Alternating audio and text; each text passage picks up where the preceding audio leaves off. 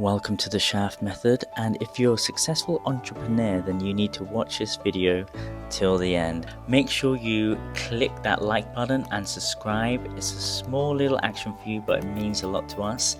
By doing that, you'll be helping 1 million men conquer porn addiction, premature ejaculation, and erectile dysfunction.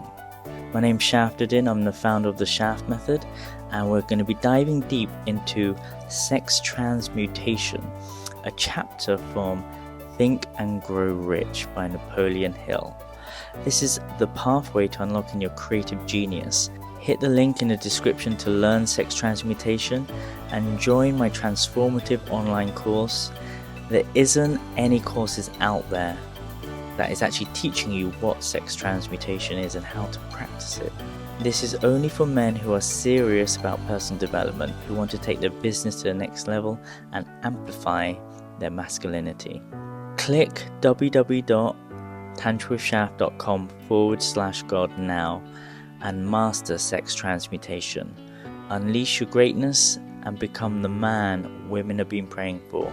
Become an instant sex god today and enjoy the rest of this video. See you on the other side. Chapter 11. The Mystery of Sex Transmutation. The 10th Step Toward Riches. The meaning of the word transmute is, in simple language, the changing or transferring of one element or form of energy into another. The emotion of sex brings into being a state of mind. Because of ignorance on the subject, this state of mind is generally associated with the physical, and because of improper influences to which most people have been subjected in acquiring knowledge of sex, things essentially physical have highly biased the mind. The emotion of sex has back of it the possibility of 3 constructive potentialities. They are: 1. The perpetuation of mankind. 2. The maintenance of health. As a therapeutic agency, it has no equal. 3. The transformation of mediocrity into genius through transmutation. Sex transmutation is simple and easily explained.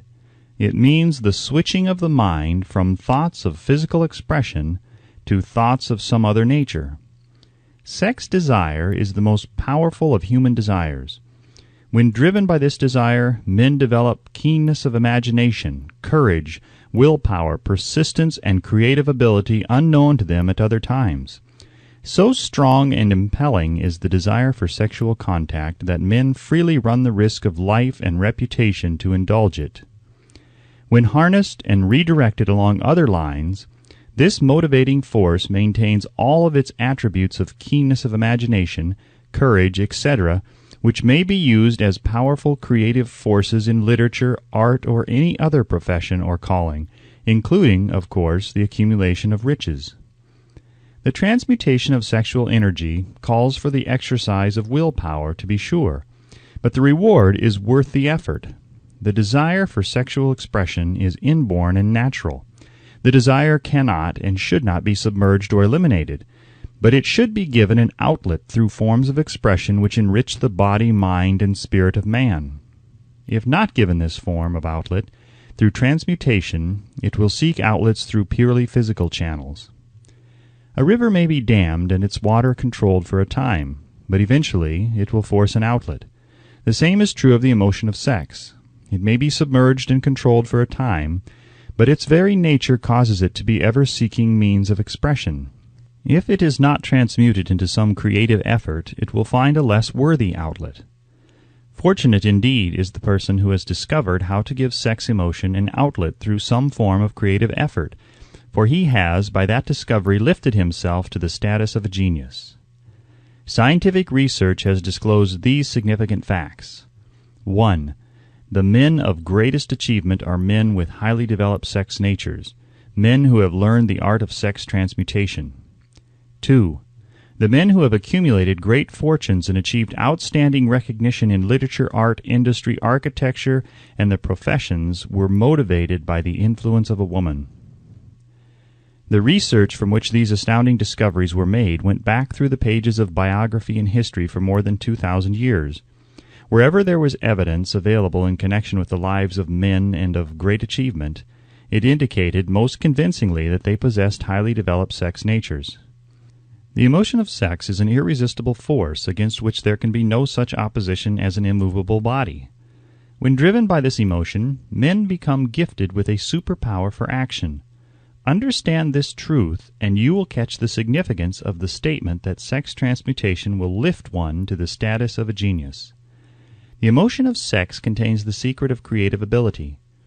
Destroy the sex glands, whether in man or beast, and you have removed the major source of action. For proof of this, observe what happens to any animal after it has been castrated. A bull becomes as docile as a cow after it has been altered sexually. Sex alteration takes out of the male, whether man or beast, all the fight that was in him. Sex alteration of the female has the same effect. The 10 mind stimuli.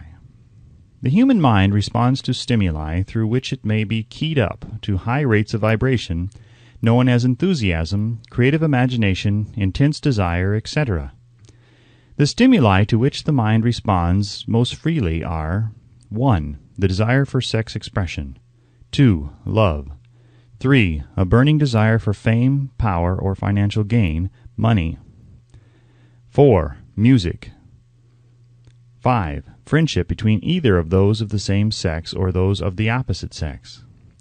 6. A mastermind alliance based upon the harmony of 2 or more people who ally themselves for spiritual or temporal advancement. 7. Mutual suffering, such as that experienced by people who are persecuted. 8. Autosuggestion. 9. Fear. 10. Narcotics and alcohol. The desire for sex expression comes at the head of the list of stimuli which most effectively step up the vibrations of the mind and start the wheels of physical action. 8 of these stimuli are natural and constructive, 2 are destructive. The list is here presented for the purpose of enabling you to make a comparative study of the major sources of mind stimulation. From this study, it will be readily seen that the emotion of sex is by great odds the most intense and powerful of all mind stimuli. This comparison is necessary as a foundation for proof of the statement that transmutation of sex energy may lift one to the status of a genius. Let us find out what constitutes a genius. Some wiseacre has said that a genius is a man who wears long hair, eats queer food, lives alone, and serves as a target for the joke-makers. A better definition of a genius is a man who has discovered how to increase the vibrations of thought to the point where he can freely communicate with sources of knowledge not available through the ordinary rate of vibration of thought. The person who thinks will want to ask some questions concerning this definition of genius. The first question will be, how may one communicate with sources of knowledge which are not available through the ordinary rate of vibration of thought? The next question will be, are there known sources of knowledge which are available only to genii? And if so, what are these sources, and exactly how may they be reached? We shall offer proof of the soundness of some of the more important statements made in this book, or at least we shall offer evidence through which you may secure your own proof through experimentation, and in doing so we shall answer both of these questions. Genius is developed through the sixth sense. The reality of the sixth sense has been fairly well established. This sixth sense is creative imagination. The faculty of creative imagination is one which the majority of people never use during an entire lifetime, and if used at all, it usually happens by mere accident. A relatively small number of people use, with deliberation and purpose aforethought, the faculty of creative imagination. Those who use this faculty voluntarily and with understanding of its function are genii. The faculty of creative imagination is the direct link between the finite mind of man and infinite intelligence. All so-called revelations referred to in the realm of religion, and all discoveries of basic or new principles in the field of invention, take place through the faculty of creative imagination. When ideas or concepts flash into one's mind through what is popularly called a hunch, they come from one or more of the following sources. 1. Infinite intelligence. 2. One's subconscious mind, wherein is stored every sense impression and thought impulse which ever reached the brain through any of the 5 senses. 3. From the mind of some other person who has just released the thought, or picture of the idea or concept through conscious thought, or 4. From the other person's subconscious storehouse. There are no other known sources from which inspired ideas or hunches may be received. The creative imagination functions best when the mind is vibrating due to some form of mind stimulation at an exceedingly high rate. That is, when the mind is functioning at a rate of vibration higher than that of ordinary normal thought. When brain action has been stimulated through one or more of the 10 mind stimulants, it has the effect of lifting the individual far above the horizon of ordinary thought, and permits him to envision distance, scope, and quality of thoughts not available on the lower plane, such as that occupied while one is engaged in the solution of the problems of business and professional routine.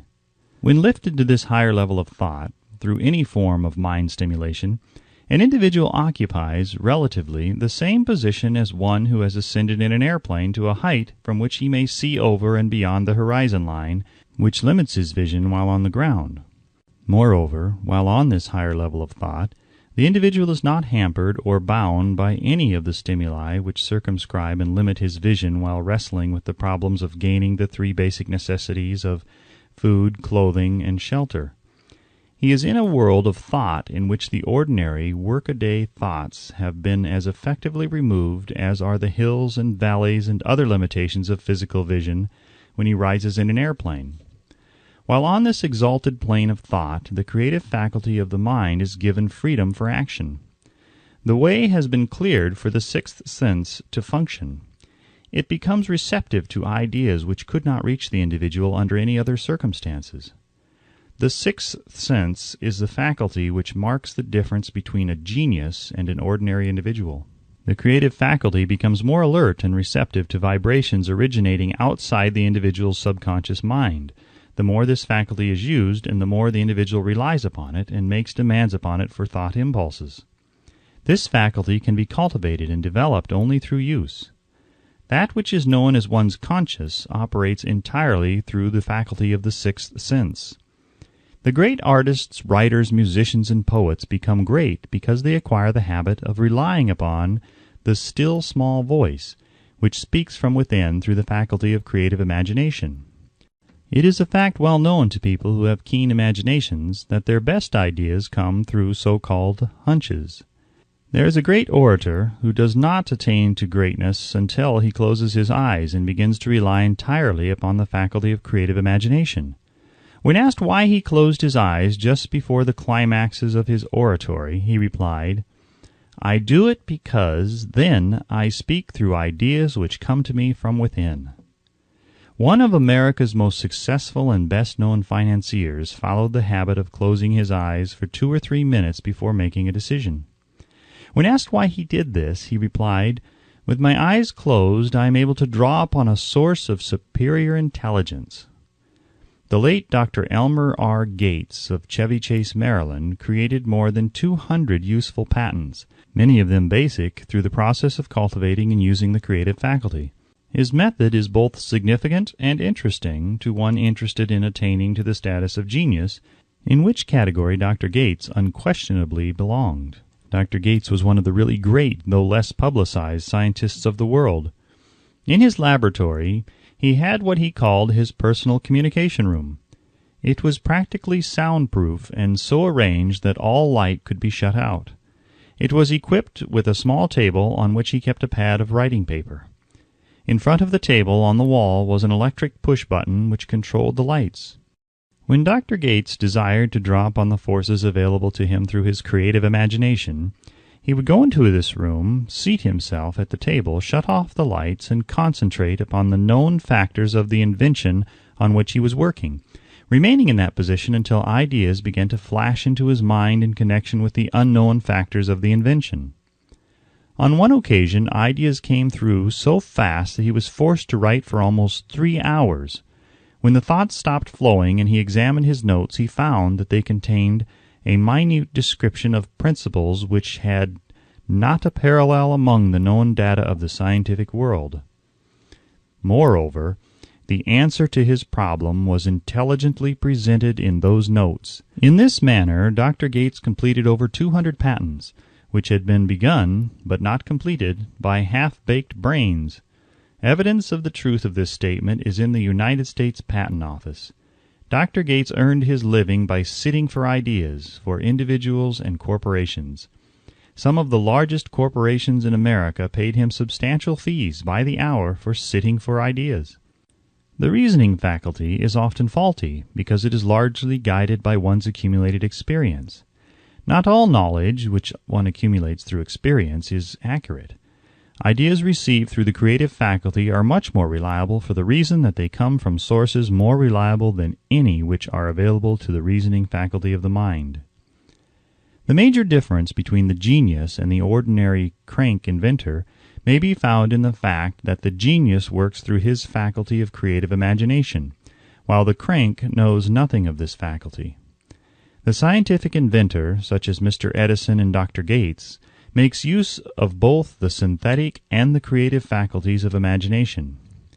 For example, the scientific inventor or genius begins an invention by organizing and combining the known ideas or principles accumulated through experience, through the synthetic faculty, the reasoning faculty.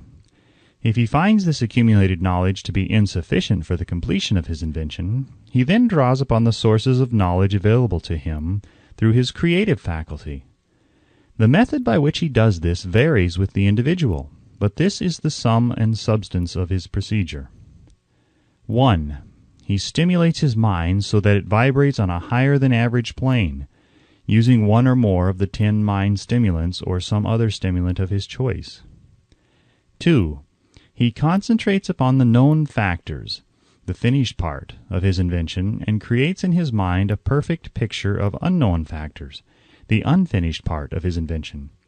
He holds this picture in his mind until it has been taken over by the subconscious mind, then relaxes by clearing his mind of all thought and waits for his answers to flash into his mind. Sometimes the results are both definite and immediate. At other times the results are negative, depending upon the state of development of the sixth sense or creative faculty. Mr. Edison tried out more than 10,000 different combinations of ideas through the synthetic faculty of his imagination before he tuned in through the creative faculty and got the answer which perfected the incandescent light. His experience was similar when he produced the talking machine. There is plenty of reliable evidence that the faculty of creative imagination exists. This evidence is available through accurate analysis of men who have become leaders in their respective callings without having had extensive educations. Lincoln was a notable example of a great leader who achieved greatness through the discovery and use of his faculty of creative imagination.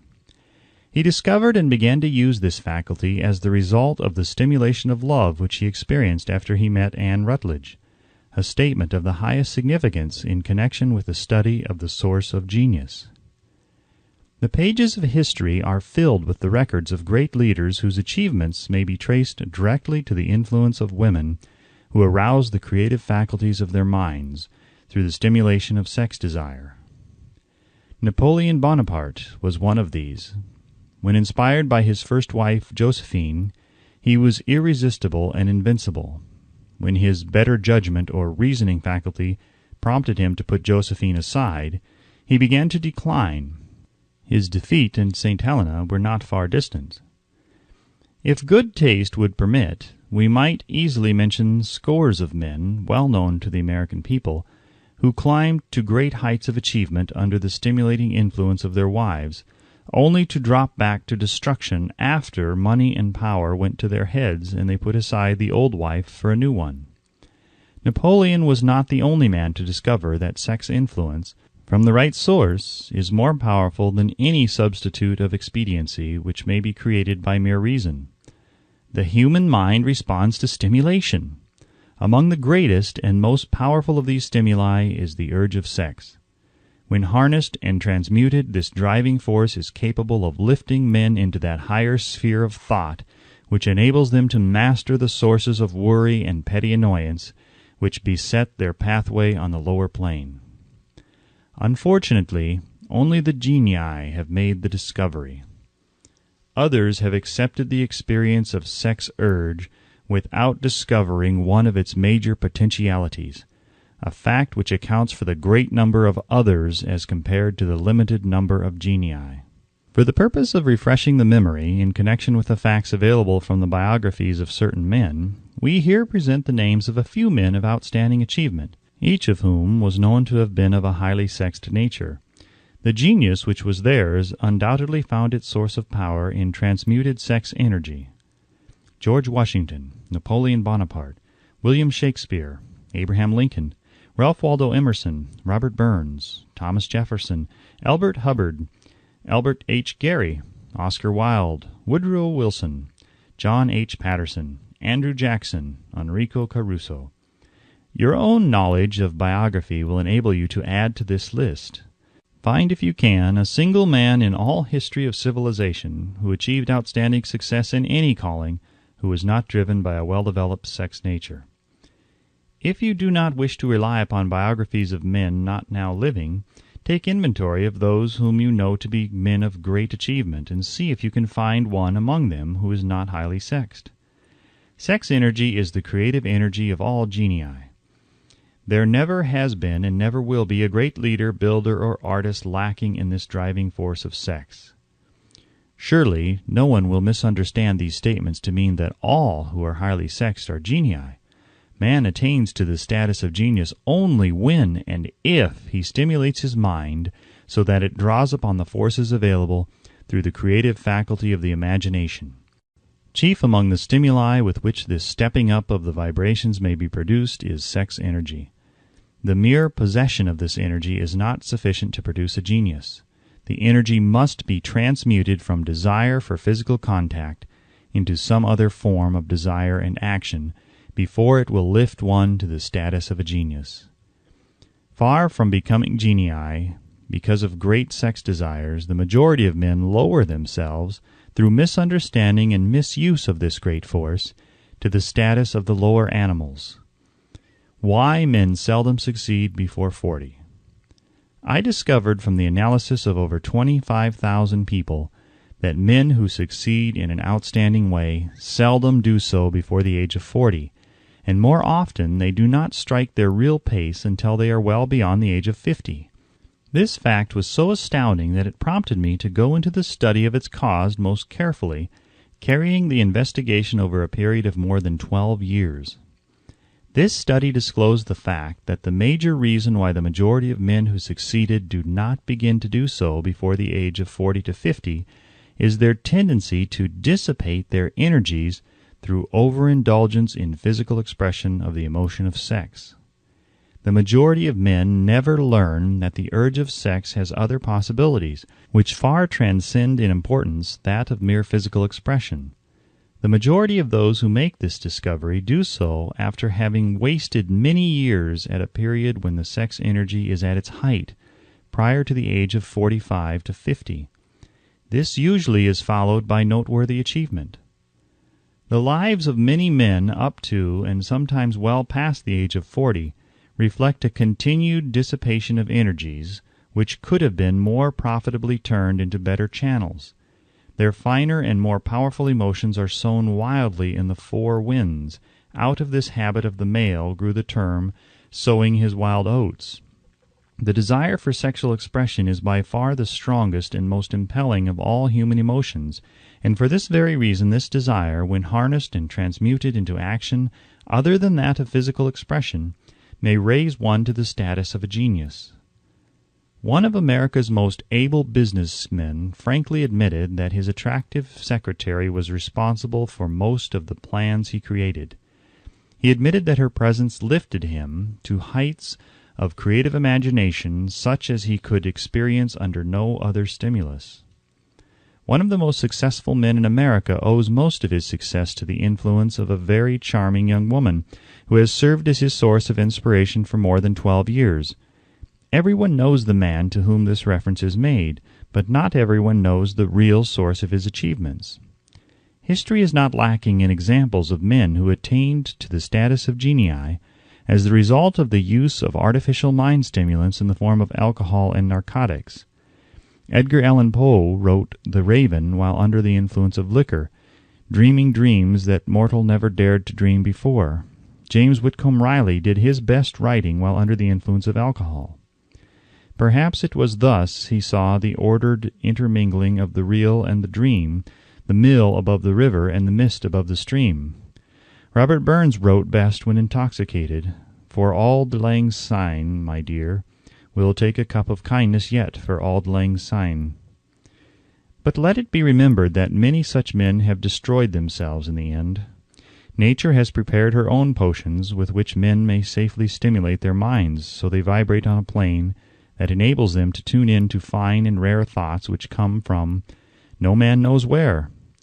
No satisfactory substitute for nature's stimulants has ever been found. It is a fact well known to psychologists that there is a very close relationship between sex desires and spiritual urges, a fact which accounts for the peculiar behavior of people who participate in the orgies known as religious revivals, common among the primitive types. The world is ruled and the destiny of civilization is established by the human emotions. People are influenced in their actions not by reason so much as by feelings. The creative faculty of the mind is set into action entirely by emotions and not by cold reason. The most powerful of all human emotions is that of sex. There are other mind stimulants, some of which have been listed, but no one of them, nor all of them combined, can equal the driving power of sex. A mind stimulant is any influence which will either temporarily or permanently increase the vibrations of thought. The 10 major stimulants described are those most commonly resorted to. Through these sources one may commune with an infinite intelligence, or enter at will the storehouse of the subconscious mind, either one's own or that of another person, a procedure which is all there is of genius. A teacher who has trained and directed the efforts of more than 30,000 salespeople made the astounding discovery that highly sexed men are the most efficient salesmen. The explanation is that the factor of personality known as personal magnetism is nothing more or less than sex energy. Highly sexed people always have a plentiful supply of magnetism. Through cultivation and understanding, this vital force may be drawn upon and used to great advantage in the relationships between people. This energy may be communicated to others through the following media. 1. The handshake. The touch of the hand indicates instantly the presence of magnetism or the lack of it. 2. The tone of voice. Magnetism, or sex energy, is the factor with which the voice may be colored or made musical and charming. 3. Posture and carriage of the body. Highly sexed people move briskly and with grace and ease. 4. The vibrations of thought. Highly sexed people mix the emotion of sex with their thoughts, or may do so at will, and in that way may influence those around them. 5. Body adornment. People who are highly sexed are usually very careful about their personal appearance. They usually select clothing of a style becoming to their personality, physique, complexion, etc. When employing salesmen, the more capable sales manager looks for the quality of personal magnetism as the first requirement of a salesman. People who lack sex energy will never become enthusiastic, nor inspire others with enthusiasm, and enthusiasm is one of the most important requisites in salesmanship, no matter what one is selling.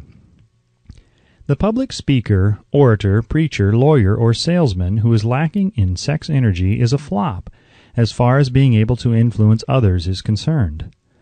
Couple with this the fact that most people can be influenced only through an appeal to their emotions, and you will understand the importance of sex energy as a part of the salesman's native ability. Master salesmen attain the status of mastery in selling because they, either consciously or unconsciously, transmute the energy of sex into sales enthusiasm. In this statement may be found a very practical suggestion as to the actual meaning of sex transmutation. The salesman who knows how to take his mind off the subject of sex and direct it in sales effort with as much enthusiasm and determination as he would apply to its original purpose, has acquired the art of sex transmutation, whether he knows it or not. The majority of salesmen who transmute their sex energy do so without being in the least aware of what they are doing or how they are doing it. Transmutation of sex energy calls for more willpower than the average person cares to use for this purpose. Those who find it difficult to summon willpower sufficient for transmutation may gradually acquire this ability. Though this requires willpower, the reward for the practice is more than worth the effort. The entire subject of sex is one with which the majority of people appear to be unpardonably ignorant. The urge of sex has been grossly misunderstood, slandered, and burlesqued by the ignorant and the evil-minded for so long that the very word sex is seldom used in polite society. Men and women who are known to be blessed, yes, blessed with highly sexed natures, are usually looked upon as being people who will bear watching. Instead of being called blessed, they are usually called cursed. Millions of people, even in this age of enlightenment, have inferiority complexes which they developed because of this false belief that a highly sexed nature is a curse. These statements of the virtue of sex energy should not be construed as justification for the libertine. The emotion of sex is a virtue only when used intelligently and with discrimination. It may be misused, and often is, to such an extent that it debases instead of enriches both body and mind. The better use of this power is the burden of this chapter. It seemed quite significant to the author when he made the discovery that practically every great leader whom he had the privilege of analyzing was a man whose achievements were largely inspired by a woman. In many instances, the woman in the case was a modest, self-denying wife, of whom the public had heard but little or nothing. In a few instances, the source of inspiration has been traced to the other woman. Perhaps such cases may not be entirely unknown to you. Intemperance in sex habits is just as detrimental as intemperance in habits of drinking and eating. In this age in which we live, an age which began with the World War, intemperance in habits of sex is common. This orgy of indulgence may account for the shortage of great leaders. No man can avail himself of the forces of his creative imagination while dissipating them. Man is the only creature on earth which violates nature's purpose in this connection. Every other animal indulges its sex nature in moderation and with purpose which harmonizes with the laws of nature. Every other animal responds to the call of sex only in season. Man's inclination is to declare open season. Every intelligent person knows that stimulation in excess through alcoholic drink and narcotics is a form of intemperance which destroys the vital organs of the body, including the brain. Not every person knows, however, that overindulgence in sex expression may become a habit as destructive and as detrimental to creative effort as narcotics or liquor. A sex-mad man is not essentially different than a dope-mad man. Both have lost control over their faculties of reason and willpower. Sexual overindulgence may not only destroy reason and willpower, but it may also lead to either temporary or permanent insanity. Many cases of hypochondria, imaginary illness, grow out of habits developed in ignorance of the true function of sex. From these brief references to the subject, it may be readily seen that ignorance on the subject of sex transmutation forces stupendous penalties upon the ignorant on the one hand, and withholds from them equally stupendous benefits on the other. Widespread ignorance on the subject of sex is due to the fact that the subject has been surrounded with mystery and beclouded by dark silence. The conspiracy of mystery and silence has had the same effect upon the minds of young people that the psychology of prohibition had. The result has been increased curiosity and desire to acquire more knowledge on this verboten subject. And, to the shame of all lawmakers and most physicians, by training best qualified to educate youth on that subject, information has not been easily available. Seldom does an individual enter upon highly creative effort in any field of endeavor before the age of 40. The average man reaches the period of his greatest capacity to create between 40 and 60. These statements are based upon analysis of thousands of men and women who have been carefully observed. They should be encouraging to those who fail to arrive before the age of 40, and to those who become frightened at the approach of old age around the 40-year mark. The years between 40 and 50 are, as a rule, the most fruitful. Man should approach this age not with fear and trembling, but with hope and eager anticipation. If you want evidence that most men do not begin to do their best work before the age of 40, study the records of the most successful men known to the American people, and you will find it. Henry Ford had not hit his pace of achievement until he had passed the age of 40. Andrew Carnegie was well past 40 before he began to reap the reward of his efforts. James J. Hill was still running a telegraph key at the age of 40. His stupendous achievements took place after that age. Biographies of American industrialists and financiers are filled with evidence that the period from 40 to 60 is the most productive age of man. Between the ages of 30 and 40, man begins to learn, if he ever learns, the art of sex transmutation. This discovery is generally accidental, and more often than otherwise, the man who makes it is totally unconscious of his discovery. He may observe that his powers of achievement have increased around the age of 35 to 40, but in most cases he is not familiar with the cause of this change, that nature begins to harmonize the emotions of love and sex in the individual between the ages of 30 and 40, so that he may draw upon these great forces and apply them jointly as stimuli to action. Sex alone is a mighty urge to action, but its forces are like a cyclone. They are often uncontrollable. When the emotion of love begins to mix itself with the emotion of sex, the result is calmness of purpose, poise, accuracy of judgment, and balance. What person who has attained to the age of 40 is so unfortunate as to be unable to analyze these statements and to corroborate them by his own experience? When driven by his desire to please a woman, based solely upon the emotion of sex, a man may be, and usually is, capable of great achievement, but his actions may be disorganized, distorted, and totally destructive. When driven by his desire to please a woman, based upon the motive of sex alone, a man may steal, cheat, and even commit murder. But when the emotion of love is mixed with the emotion of sex, that same man will guide his actions with more sanity, balance, and reason. Criminologists have discovered that the most hardened criminals can be reformed through the influence of a woman's love. There is no record of a criminal having been reformed solely through the sex influence. These facts are well known, but their cause is not. Reformation comes, if at all, through the heart or emotional side of man, not through his head or reasoning side. Reformation means a change of heart. It does not mean a change of head. A man may, because of reason, make certain changes in his personal conduct to avoid the consequences of undesirable effects, but genuine reformation comes only through a change of heart, through a desire to change. Love, romance, and sex are all emotions capable of driving men to heights of superachievement. Love is the emotion which serves as a safety valve, and ensures balance, poise, and constructive effort. When combined, these three emotions may lift one to an altitude of a genius. There are genii, however, who know but little of the emotion of love.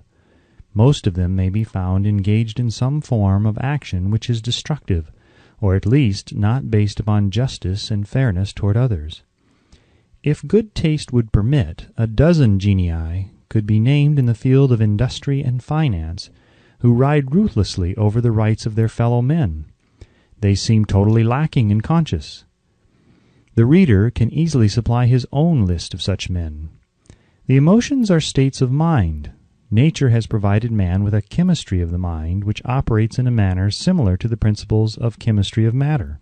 It is a well-known fact that through the aid of chemistry of matter, a chemist may create a deadly poison by mixing certain elements, none of which are in themselves harmful in the right proportions. The emotions may likewise be combined so as to create a deadly poison. The emotions of sex and jealousy, when mixed, may turn a person into an insane beast. The presence of any one or more of the destructive emotions in the human mind, through the chemistry of the mind, sets up a poison which may destroy one's sense of justice and fairness. In extreme cases, the presence of any combination of these emotions in the mind may destroy one's reason. The road to genius consists of the development, control, and use of sex, love, and romance. Briefly, the process may be stated as follows. Encourage the presence of these emotions as the dominating thoughts in one's mind, and discourage the presence of all the destructive emotions. The mind is a creature of habit. It thrives upon the dominating thoughts fed it. Through the faculty of willpower, one may discourage the presence of any emotion and encourage the presence of any other. Control of the mind through the power of will is not difficult. Control comes from persistence and habit. The secret of control lies in understanding the process of transmutation. When any negative emotion presents itself in one's mind, it can be transmuted into a positive or constructive emotion by the simple procedure of changing one's thoughts. There is no other road to genius than through voluntary self-effort.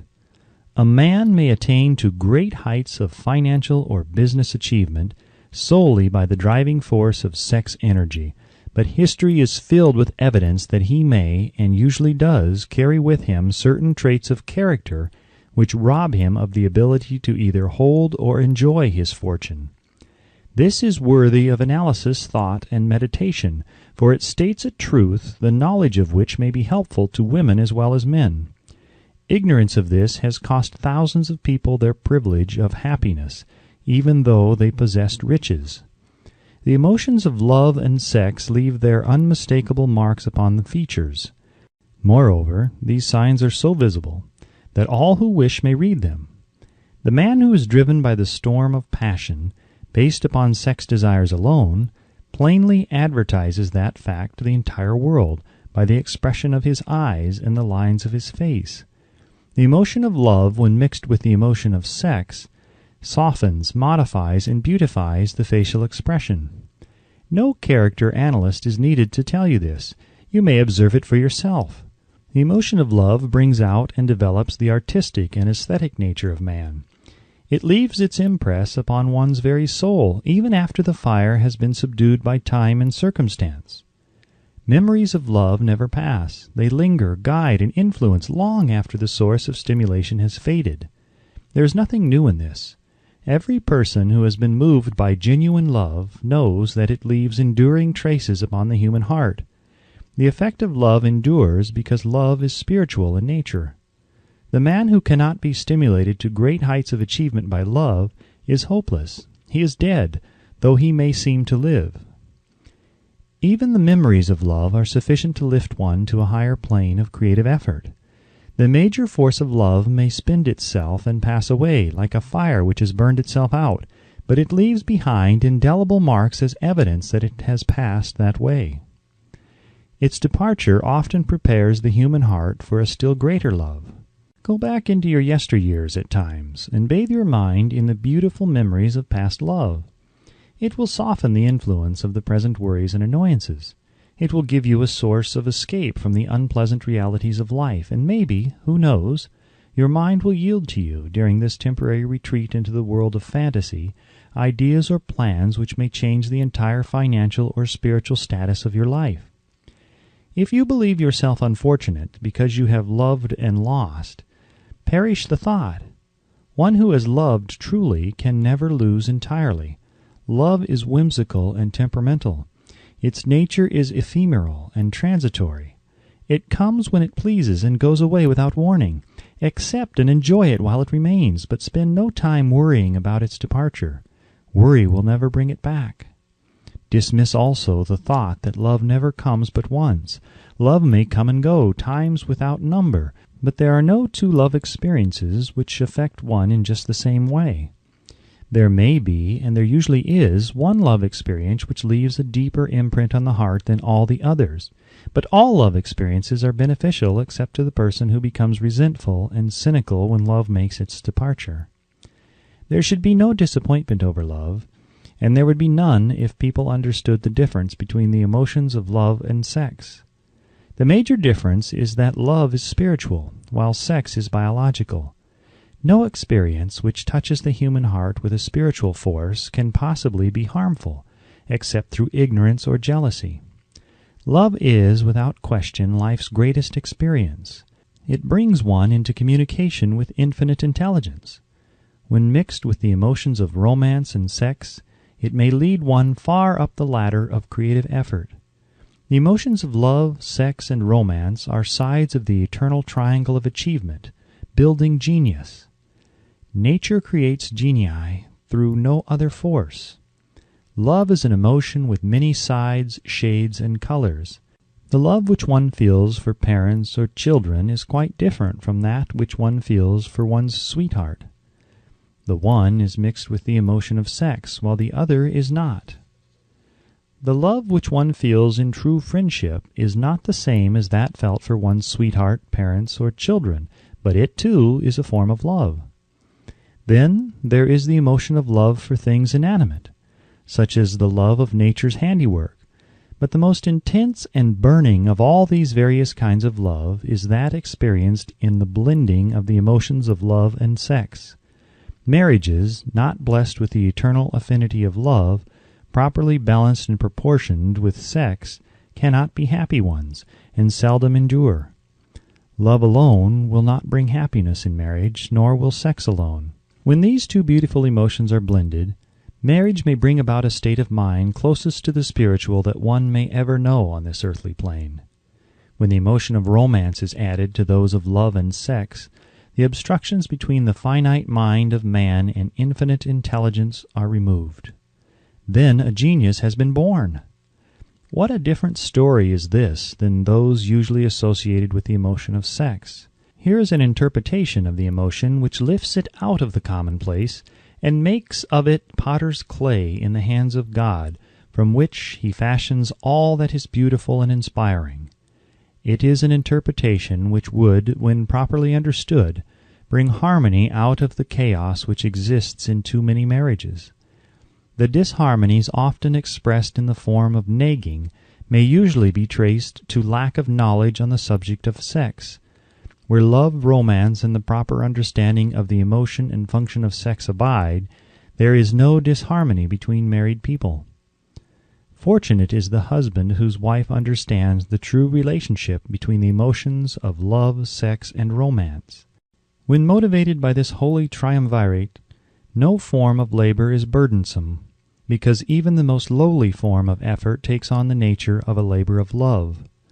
It is a very old saying that a man's wife may either make him or break him, but the reason is not always understood. The making and breaking is the result of the wife's understanding or lack of understanding of the emotions of love, sex, and romance. Despite the fact that men are polygamous by the very nature of their biological inheritance, it is true that no woman has as great an influence on a man as his wife, unless he is married to a woman totally unsuited to his nature. If a woman permits her husband to lose interest in her, and become more interested in other women, it is usually because of her ignorance or indifference toward the subjects of sex, love, and romance. This statement presupposes, of course, that genuine love once existed between a man and his wife. The facts are equally applicable to a man who permits his wife's interest in him to die. Married people often bicker over a multitude of trivialities. If these are analyzed accurately, the real cause of the trouble will often be found to be indifference or ignorance on these subjects. Man's greatest motivating force is his desire to please woman. The hunter who excelled during prehistoric days before the dawn of civilization did so because of his desire to appear great in the eyes of woman. Man's nature has not changed in this respect. The hunter of today brings home no skins of wild animals, but he indicates his desire for her favor by supplying fine clothes, motor cars, and wealth. Man has the same desire to please woman that he had before the dawn of civilization. The only thing that has changed is his method of pleasing. Men who accumulate large fortunes and attain to great heights of power and fame do so mainly to satisfy their desire to please women. Take women out of their lives, and great wealth would be useless to most men. It is this inherent desire of man to please woman which gives woman the power to make or break a man. The woman who understands man's nature and tactfully caters to it need have no fear of competition from other women. Men may be giants with indomitable willpower when dealing with other men, but they are easily managed by the woman of their choice. Most men will not admit that they are easily influenced by the women they prefer because it is in the nature of the male to want to be recognized as the stronger of the species. Moreover, the intelligent woman recognizes this manly trait and very wisely makes no issue of it. Some men know that they are being influenced by the women of their choice, their wives, sweethearts, mothers, or sisters, but they tactfully refrain from rebelling against the influence because they are intelligent enough to know that no man is happy or complete without the modifying influence of the right woman. The man who does not recognize this important truth deprives himself of the power which has done more to help men achieve success than all other forces combined. My chance encounters with the biggest impact leaders in wellness led me to create an online course to help as many men and women as possible with my work. And that's how I created Instant Sex God, my 1-month online semen retention course for men. Keep on watching this video until the end to uncover the secrets of the Tantric Sex God so you too can 10x your sex life today. You'll learn meditations and daily practices that are fully tantric and that will open up your body and make you multi-orgasmic. And why is this important? Well, did you know you could separate your orgasm and ejaculation?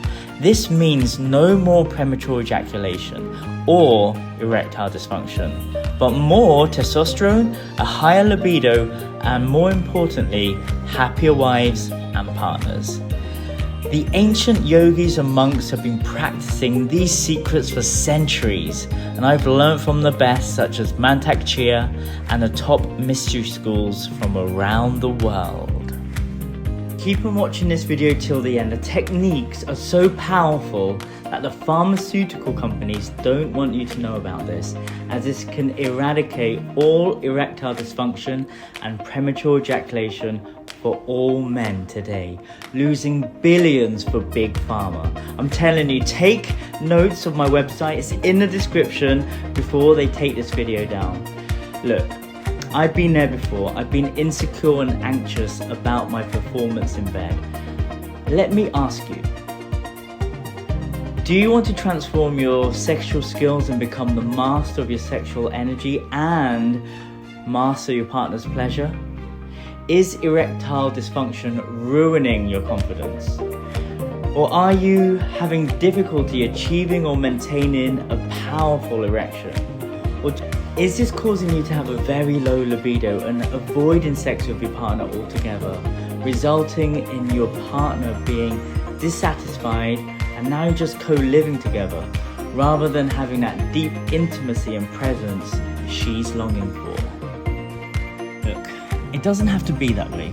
I can solve your problems today with the Shaft method, a tried and tested program that can help you become the instant sex god your partner has been waiting for. But you need to keep on watching the video until the end. By enrolling on my course, you'll gain access to the secrets of the sexual mastery that has been hidden from you for such a long time. You'll learn how to last longer in bed and overcome premature ejaculation and erectile dysfunction naturally through a daily disciplined tantric practice. You'll learn how to become the ultimate lover and satisfy your partner beyond her wildest dreams and gain the confidence of a god that will echo into all aspects of your life, from your health to generating wealth. I've designed this course with the most advanced techniques that have been tested and proven to work. My 4-week Instant Sex God program includes week 1, Conscious Touch. In this week, you'll learn the foundation of everything, which is the art of conscious touch. I'll be teaching you how to drop out of your head and into your body. You'll learn how to let go of porn addiction and visual stimulation. Learn how to feel your own sexual energy and become your own healer. And practice the 3-minute self-love hug meditation. And of course, the conscious touch ritual. You'll be able to achieve erections on demand and track your progress. You'll also master the 4 elements of touch: earth, water, fire, and air. Week 2, Conscious Cock. In week 2, you're going to learn how to love your body every day and unlock its infinite potential through mindful masturbation. Yes, with this technique, you'll be able to overcome erectile dysfunction and premature ejaculation through a consistent daily morning practice. You'll also learn about the number scaling system, lingam shiatsu, and testicle massages. This increases testosterone and has been scientifically proven. I'll also teach you how to cure wet dreams forever and overcome blue balls. You'll also be learning some ancient tantric practices such as Uddin bandhas and practice sublimation techniques. This isn't being taught anywhere. Week 3, conscious lovemaking. In this week, you're going to learn the tools to become an instant sex god in the bedroom. This is basically the art of tantric lovemaking. You'll also learn about the sacred sexual orbit and the importance of lingam massages. And I'll be teaching you how to navigate a woman's anatomy and especially her yoni. Week 4, conscious masturbation and manifestation. In the final week, you'll take your life to the next level by harnessing the power of sexual transmutation. So let go of fear, guilt, and shame to become a true master of your life.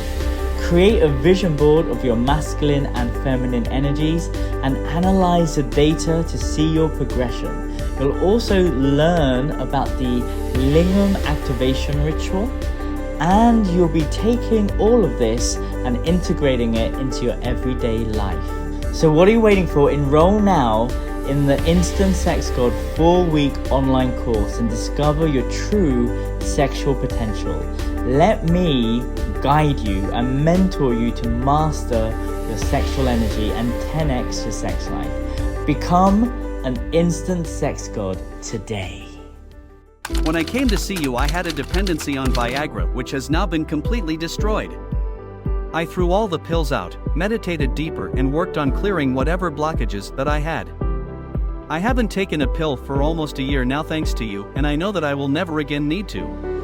I just wanted to say thank you once again for working with me and giving me the tools that I needed to overcome the obstacles that I had, and also for teaching me powerful techniques and principles which have dramatically improved my life.